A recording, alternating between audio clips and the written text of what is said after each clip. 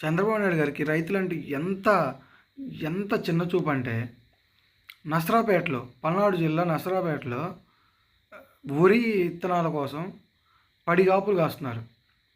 వాళ్ళకి విత్తనాలు ఇంతవరకు విత్తనాలు అందలేదు. అదే జగన్మోహన్ రెడ్డి గారు ఉండుంటే రైతు భరోసాల ద్వారా వాళ్ళ గ్రామంలో ఇచ్చారు రైతులకి. మీరు ఎందుకని రైతు భరోసాల ద్వారా ఇవ్వలేకపోతున్నారు?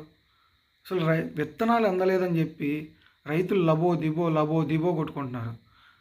ఏందండి ఇది? అరాచక పాలన అవుతుంది చంద్రబాబు నాయుడు గారు. మీది ఎప్పటికైనా మారండి. ఇంత దుర్మార్గంగా చేస్తున్నారు. రైతులంటే ఇంత చిన్న చూపు. వాళ్ళకి రైతు భరోసా ఇవ్వలేదు. రైతులకి వాళ్ళకి క్రాప్ వేసుకునే టైం ఇప్పుడు చాలా అవసరాలు ఉంటాయి. రైతు భరోసా ఇంతవరకు ఇవ్వలేదు. ఆ డబ్బులు ఏం చేశారు? రైతు భరోసాకు రావాల్సిన డబ్బులు ఏం చేశారు?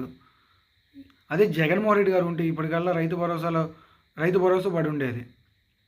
ఎందుకని మీరు వేయలేకపోతున్నారు చంద్రబాబు నాయుడు గారు? మీకు చేత కాదా? నా 45 ఇండస్ట్రీ అంటారు కదా, 40 సంవత్సరాలు నాకు అనుభవం అది ఇది అంటారు కదా, ఎందుకని మీరు ఇంకా ఇంత పిల్లోళ్ళలాగా చేస్తున్నారో నాకు అర్థం కావట్లేదు. రైతులంటే ఎందుకు మీకు ఇంత చిన్న చూపు?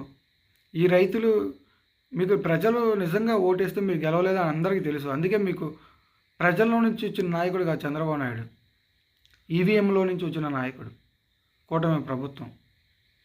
ఈవీఎం లేకపోయి ఉంటే చంద్రబాబు నాయుడుకి 10 సీట్లు కూడా వచ్చేయలేదో తెలియదు. నిజంగా చెప్తున్నానండి. వీళ్ళు నన్ను దాడులు చేస్తున్నా నాకు ఇబ్బంది లేదు, ఏం చేసినా ఇబ్బంది లేదు, ఇది నిజం. లేదంటే అసలు ఏ విధంగా గెలుతున్నారు అనేది నాకు అయితే అర్థం కాదు. ఇట్లు ప్రజలకు ఇబ్బంది పెడతారని తెలుసు, ప్రజలు ఓట్లు వేయలేదు.